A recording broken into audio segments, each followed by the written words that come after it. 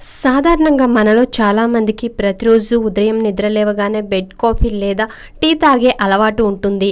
కొంతమందికి టీ లేదా కాఫీ చుక్క గొంతులో పడందే బెడ్ మీద నుండి పైకి లేవరు. నిజానికి ఉదయాన్నే కాఫీ టీ తాగటం ఆరోగ్యానికి అంత మంచిది కాదు.